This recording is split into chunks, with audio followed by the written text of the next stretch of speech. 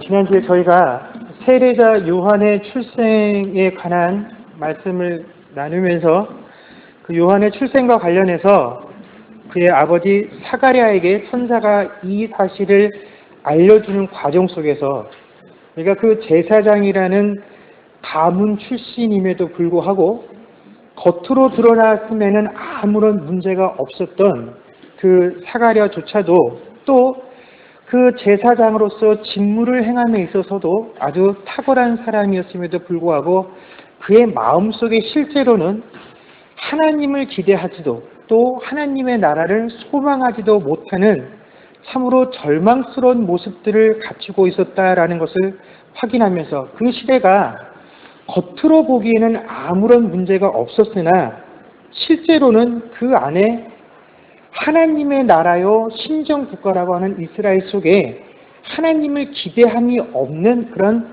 패역한 시대였다라는 사실을 확인해 보았습니다. 그래서 세례자 요한의 출생이 주는 의미가 무엇이냐? 그것은 그렇게 그 시대가 하나님을 소망하지 못하는 패역한 시대이었음에도 불구하고 하나님께서 그러한 세대를 포기하지 아니하시고 그 세대 가운데 희망의 씨앗을 심으셨다라는 그 하나님의 사랑하심과 긍휼하심의 전조가 되어지는 사건이 바로 세례 요한의 출생과 관련되어진 의미다라는 것을 살펴보았습니다.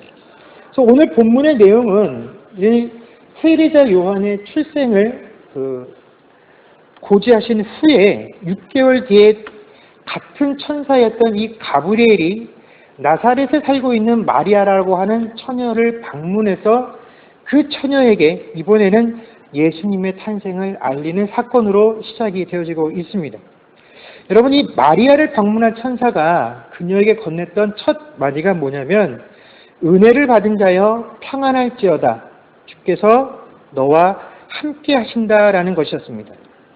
여러분, 하나님을 믿고 신앙생활하는 우리들이 하나님에게 듣고 싶은 이야기가 참 여러 가지가 있습니다. 또 하나님을 통해서 확인하고 싶은 내용들이 저마다 있으실 것입니다. 그런데 우리가 듣고 싶은 이야기도 많고 확인하고 싶은 내용도 많지만 사실 하나님을 통해서 이런 이야기를 듣는 것보다 더 기쁘고 더 힘이 되고 더 위로가 되는 말은 사실 없습니다. 우리가 신앙생활을 하면서 우리가 하나님께서 나와 함께 하신다라는 이 사실을 고백하며 살아갑니다. 그러나 실제로 우리의 삶 속에서는 이 하나님께서 나와 함께 하신다라는 사실을 우리가 제대로 깨닫지도 누리지도 못하고 살아갈 때가 훨씬 많이 있다라는 것이죠. 우리가 인생을 살아가면서 조금만 내가 예상한 대로, 내가 계획한 대로, 내가 기대한 대로 일들이 진행되어지지 못하면 우리는 즉시 불안과 염려에 빠지게 됩니다. 그러면서 내가 신앙생활을 하는 사람인데 내가 왜 이렇게 일들이 제대로 되어지지 아니할까라고 하는 생각이 들게 되면 혹 내가 하나님의 뜻과는 뭔가 좀 다르게 결정을 내려서 하나님께서 나로 하여금 뭔가 내가 잘못되었다라는 것을 깨닫게 하시기 위해서 이렇게 나에게 어려움들을 주시는 것은 아닌가라는 걱정에서부터 시작을 해서 왜 하나님께서 나에게 이런 시련을 주시나라고 하는 하지 않아도 될 불필요한 회의감에 빠지게도 된다라는 것입니다. 그런데 하나님께서 개인적으로 누군가를 방문하셔서 그 누군가가 나라고 한다라고 한다면 하나님께서 나를 찾아오셔서 개인적으로 나에게 야, 은혜를 입은 자여 평안할지어다 내가 너와 함께 한다라는 그 이야기를 듣게 된다라고 한다면 여러분 이것보다 사실 더 든든한 증거가 있을 수 없다라는 것입니다. 그러나 이 천사가 마리아를 방문해서 은혜를 입은 자여 평안할지어다 하나님께서 너와 함께 하신다라는 이 사실을 들려주었음에도 불구하고 사실 전통적인 유대인들은 이 이야기를 듣고 전혀 평안함을 누릴 수 없다라는 것입니다. 왜냐하면 이 유대인이라는 족속들이 자신들이 하나님께 선택받은 선민이라는 그 사실에 대해서는 굉장히 큰 자부심을 느끼고 살아가는 민족들이었고 자신들 유대인이 아닌 다른 민족들은 멸시했음에도 불구하고 개인적으로 하나님을 대면하는 것을 굉장히 두려워했기 때문에 그렇다라는 것입니다. 왜 그러냐면 이 유대인들의 생각에 이 세상에 어떠한 인간들도 하나님의 거룩하심 앞에 서 있을 수 있을 만큼 깨끗한 존재가 없다라고 믿었기 때문입니다. 사람은 모두 죄인이기 때문에 그 거룩하신 하나님 앞에 서게 되면 그 자신의 죄로 인해서 누구라도 다 하나님의 진노를 받게 되고 그 진노로 죽임을 당할 수밖에 없다라는 것이 그들의 믿음이었기 때문에 그들은 개인적으로 하나님을 만나는 것을 결코 달가워하지 않았습니다. 그리고 이 유대인들에게 있어서 천사는 어떤 존재냐면 바로 그 하나님께서 사람들을 만나실 때 드러내는 방법 중에 하나였기 때문에 사실 이 유대인들은 천사를 만나는 것도 그렇게 달가워하지 않았다라는 것입니다. 그래서 우리가 구약을 읽다 보면 심지어 선지자들이나 사사들 중에서도 처음 하나님을 만나서 그 하나님께로부터 자신의 소명을 전해 듣는 그런 대목에서도 어떻게 됩니까?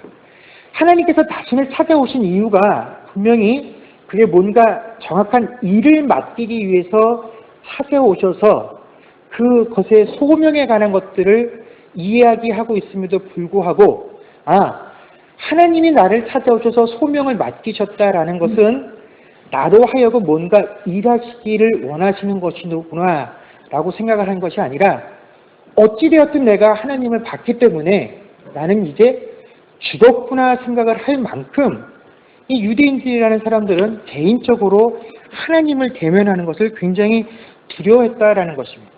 하물며 나사렛이라는 이 조그만 동네에 이 조그만 소녀에게 하나님의 천사가 나타나서 내가 너와 함께 한다라고 하는 이 이야기는 그렇게 하나님이 나와 함께 하셔 이 사실을 확인했다라는 것으로 평안을 누릴 수 있을 만한 사건이 못 되었다라는 것입니다.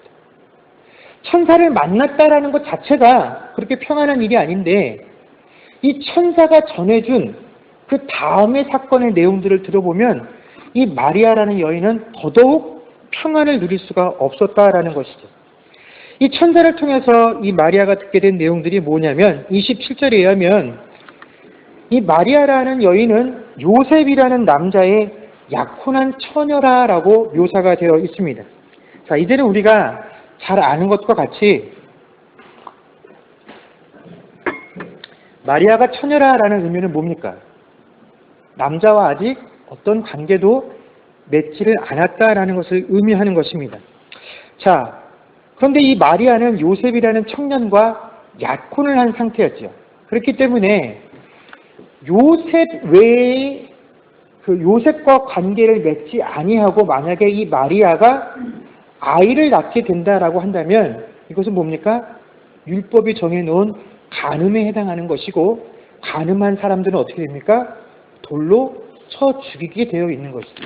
그렇기 때문에 이 마리아가 이 천사를 통해서 듣고 확인하게 된 내용들은 그야말로 뭡니까?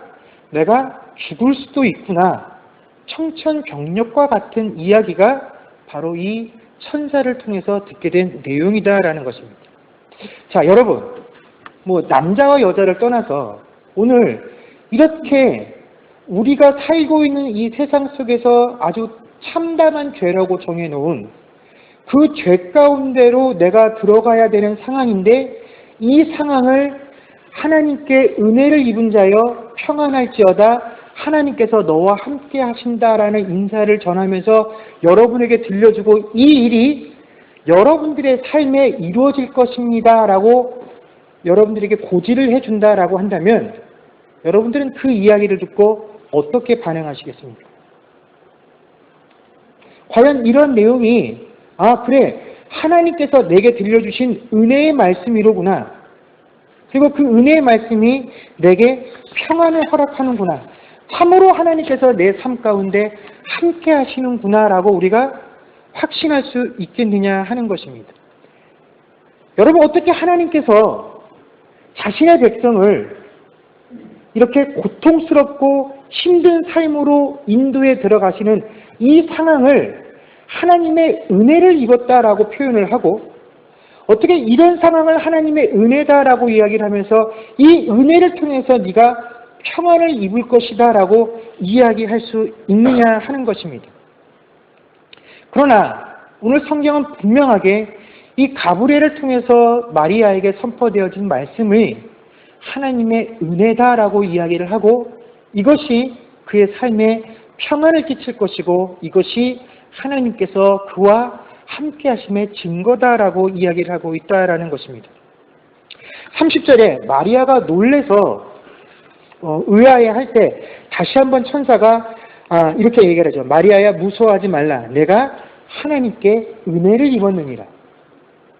우리의 상식으로는 도저히 하나님의 은혜다라고 생각할 수 없는 이 사건을 하나님께서는 분명하게 마리아에게 하나님의 은혜다라고 이야기해 주고 계신다라는 것입니다.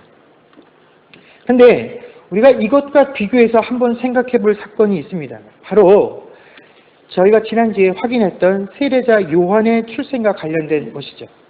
그런데 거의 모든 것이 동일하게 진행되어져 가고 있음에도 불구하고 세례자 요한의 출생과 이 예수님의 출생 가운데 한 가지 차이점이 있습니다.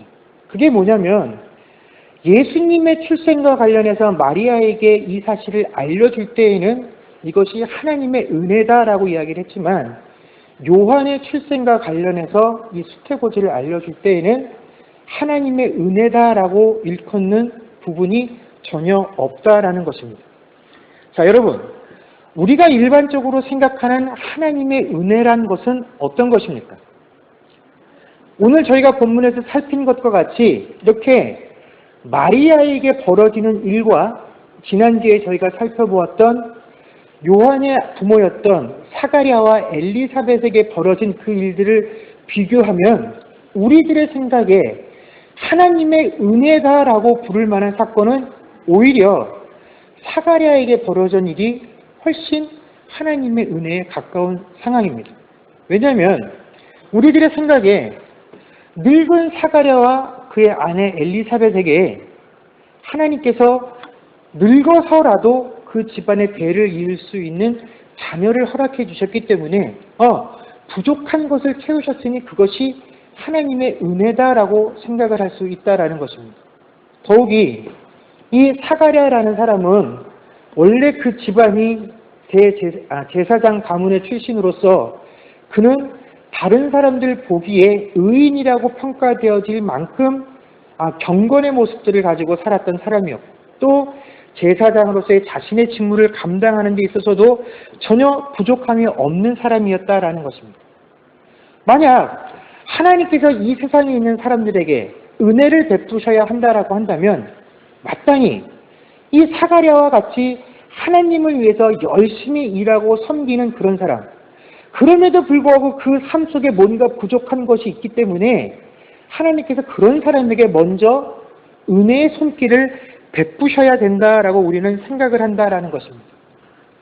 이것이 하나님의 은혜다라고 생각을 하죠. 결국 우리가 생각하는 하나님의 은혜란 뭐냐면, 우리가 하나님을 믿고 신앙생활을 할 때에 그 신앙생활 한 것만큼 하나님께서 우리의 삶 가운데 뭔가 보상을 해주시는 것을 우리는 하나님의 은혜다라고 생각을 하고 있다라는 것입니다. 그래서 우리들이 생각할 때 가장 최상의 하나님의 은혜란 나도 알지 못하는 사이에 내게 일어날 어려움을 하나님께서 미리 막아주시는 것, 이것이 최상의 하나님의 은혜고, 그것보다 조금 낮은 단계의 하나님의 은혜는 내게 어려운 일이 생기자마자 하나님께서 그 어려움을 해결해 주시는 것, 이것을 우리는 하나님의 은혜다라고 생각을 합니다. 결국 우리가 생각하고 있는 이 하나님의 은혜다라는 것은 세상 사람들이 말하고 있는 복, 또 세상 사람들이 말하고 있는 그 형통함을 그냥 기독교적인 단어로 바꿔놓은 것에 불과할 때가 많이 있다라는 것입니다. 그런데 이 두 가지 출생을 통해서 하나님께서는 우리에게 하나님의 은혜란 우리가 생각하고 있는 것과 같이 우리가 믿음 생활을 하고 신앙 생활에도 불구하고 우리의 삶 가운데 부족하고 어려운 것들을 하나님께서 채워주시거나 혹은 그 어려움의 문제들을 해결해 주시는 것이다 라고 말씀해 주지 아니하신다라는 것입니다. 여러분, 이 두 가지 출생 가운데 공통적으로 등장을 하는 것이 있는데 그게 뭐냐면 바로 성령께서 이 두 가지 출생 가운데 간섭을 하셨다라는 것입니다. 그런데 성령께서 이 두 사람의 출생 가운데 간섭하실 때에 각각 성령께서 간섭하신 사람이 틀리다라는 것입니다. 여러분, 요한의 출생과 관련해서 성령께서 간섭하신 사람은 누구냐면 요한 그 자신입니다. 그래서 성경은 뭐라고 설명을 하고 있냐면 15절 말씀해 보면 그가 어머니 뱃속에 있을 때부터 성령의 충만함을 받았다라고 기록을 하고 있습니다. 그래서 그가 앞으로 태어나서 주 앞에서 큰 자가 되어 엄청난 일을 하게 될 것이다 라고 이야기를 하고 있습니다.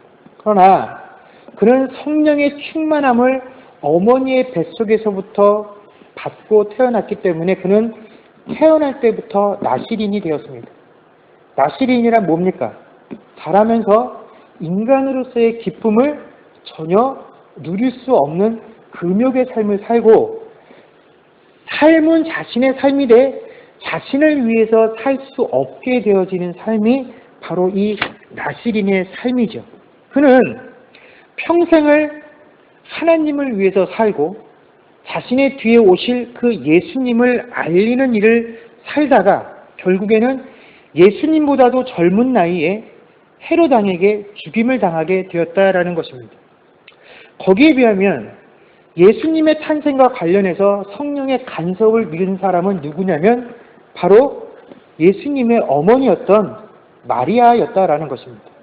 그리고 마리아가 성령의 임재와 성령의 간섭하심을 통해서 얻게 된 것은 뭐냐면 처녀의 몸임에도 불구하고 아이를 낳게 될 것이다 라는 것이고 그 아이를 낳게 되어지는 모든 과정 하나하나가 이제 이 마리아에게는 다 가시밭길이 되어지게 된다라는 것입니다.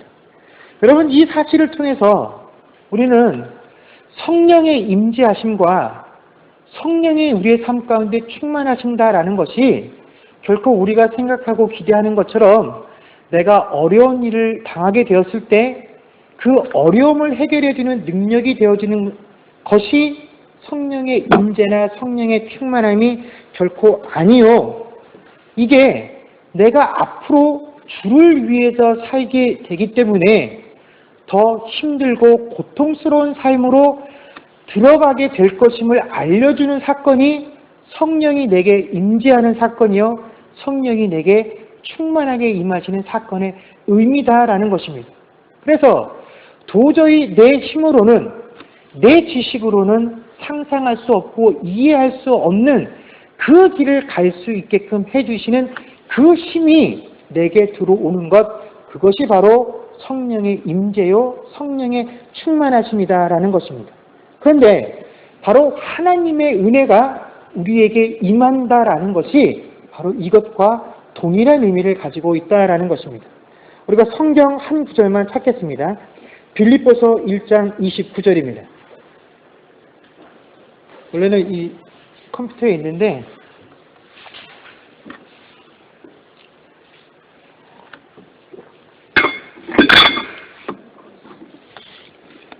빌립보서 1장 29절입니다. 신약 성경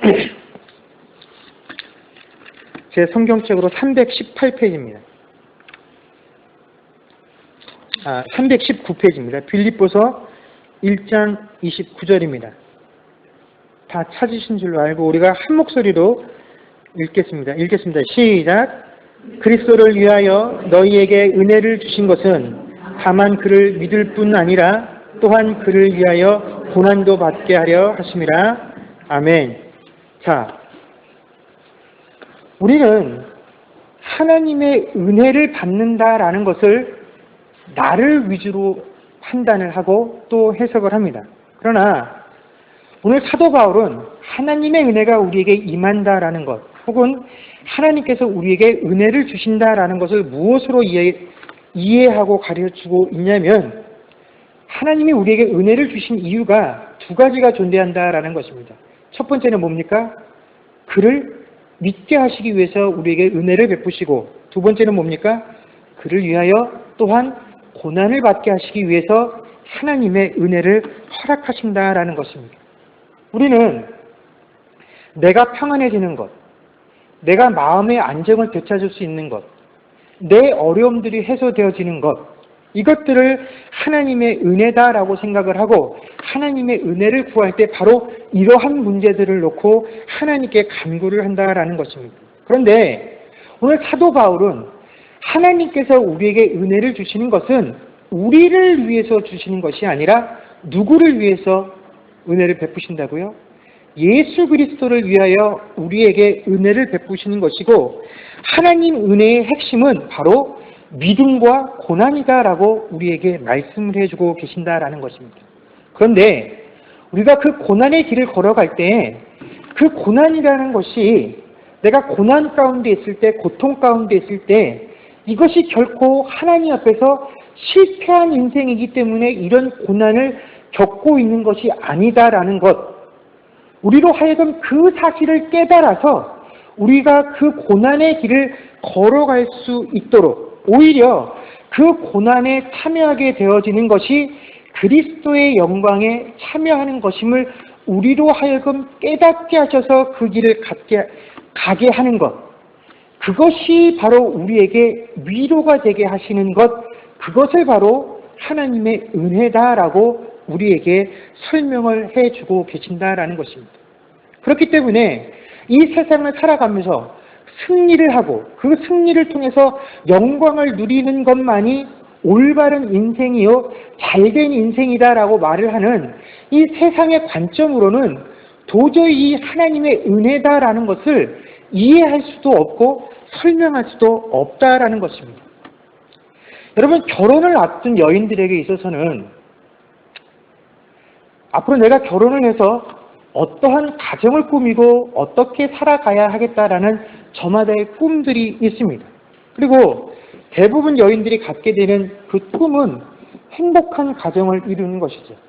물론 그 행복하다라는 기준이 사람마다 조금씩 다를 수는 있겠으나 오늘 최소한 이 천사가 결혼을 앞두고 있는 마리아에게 찾아와서 전해준 하나님의 은혜와 평안의 소식은 마리아가 꿈꿨던 평안의 모습은 결코 아니다라는 것입니다. 만약에 오늘 하나님께서 그와 함께 계심의 증거들이 정말로 내 삶 속에서 이루어지게 된다라고 한다면 마리아는 절대로 자신이 꿈꾸고 기대했던 그런 행복한 결혼생활, 가정생활을 시작할 수 없다라는 것입니다.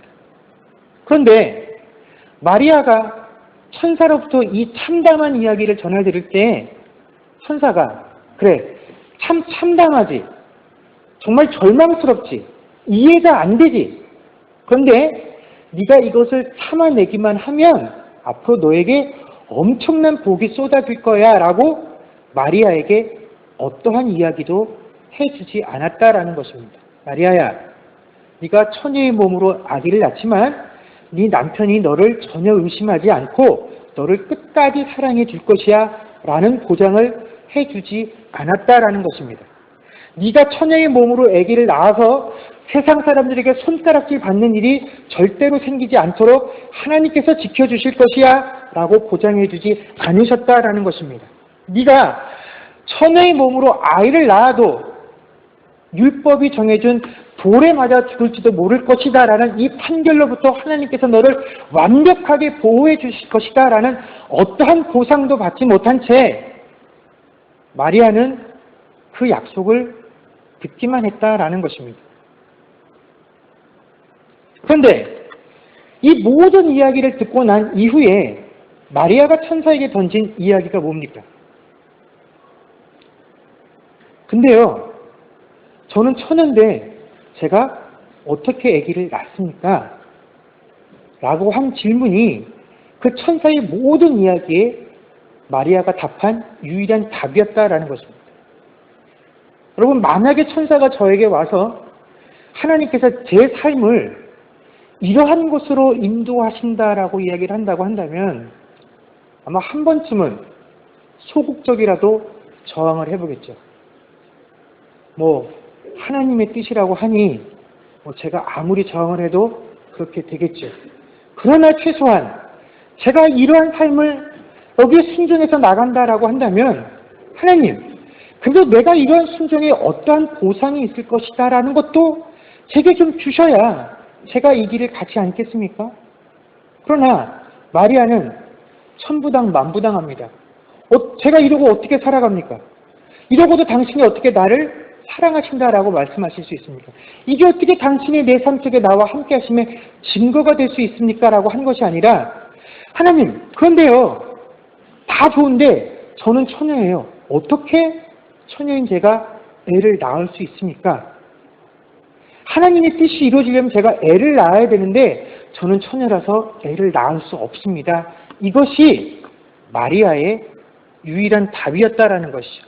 그랬더니 이 마리아에게 천사가 해준 답이 뭡니까? 이제 성령께서 너에게 임하고 하나님의 크신 능력이 너에게 임해서 네가 아이를 낳게 될 것이다 라는 것이었습니다. 자, 여러분, 솔직하게 말하자면 하나님께서 가만히 아무런 어려움 없이 일상을 평안하게 잘 살아가고 있는 한 어린 소녀에게 찾아오셔서 이제부터 네가 지금껏 살면서 누구에게도 들어보지 못했던 그 엄청난 시련 속으로 내가 너를 인도해 드릴 것인데 이게 자연적으로는 너에게 이런 어려움이 발생하지 않기 때문에 내가 너에게 이 어려움의 발단으로 무엇을 주겠냐면 성령을 너에게 임하게 할 것이고 내 권능으로 너에게 이 어려움을 허락할 것이다 라고 이야기하셨다라는 것입니다. 여러분, 이런 사실을 하나님께서 우리에게 찾아오셔서 가포야, 내가 이제 너의 삶을 네가 지금껏 경험해보지도 못했고 들어보지도 못했던 그 어려운 시련 속으로 인도해 드리는데 지금 네가 그냥 살아서는 그냥 이 평안한 대로 흘러가기 때문에 이제부터 성령이 너의 삶에 간섭을 해서 내가 내 능력으로 너의 삶에 임재해서 너를 그 고난과 고통 가운데로 인도하겠다라고 이야기를 하고 있는 장면이 바로 이 장면이다라는 것입니다. 그런데 이 모든 이야기를 듣고 난 이후에 마리아가 뭐라고 대답을 하냐면 그 대답이 37절과 38절이죠. 대저 하나님의 모든 말씀은 능하지 못하심이 없느니라. 마리아가 이르되 주의 여정이오니 말씀대로 내게 이루어지리이다. 여러분, 이 말씀을 다 읽고 난 이후에 정말 예수님을 탄생하게 했던 그 예수님의 어머니다운 믿음이로구나. 우리가 그렇게 이야기할 수 있는 대목이 결코 아니다라는 것입니다.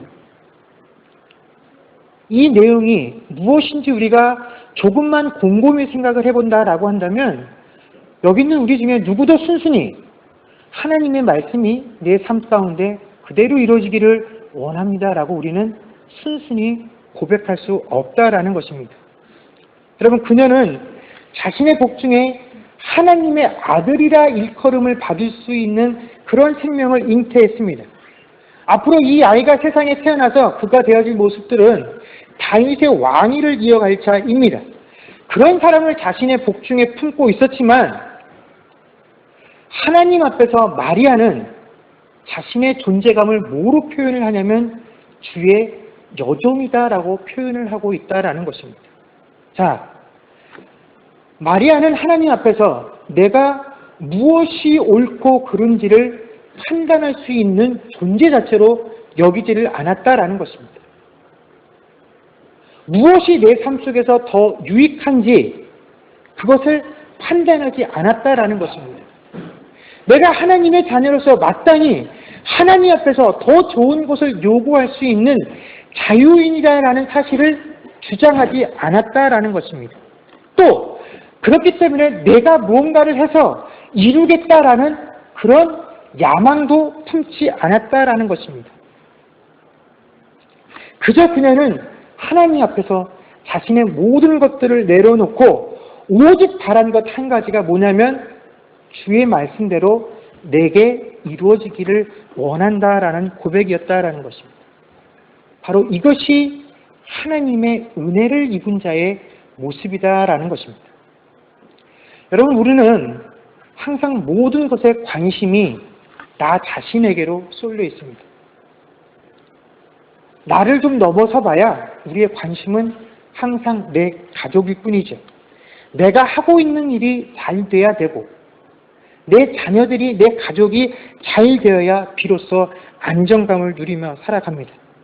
우리가 하나님을 찾는 이유도, 하나님의 은혜를 갈망하는 이유도 결국은 내가 잘 되고 내 가족들이 잘 되고자 합니다라는 것입니다.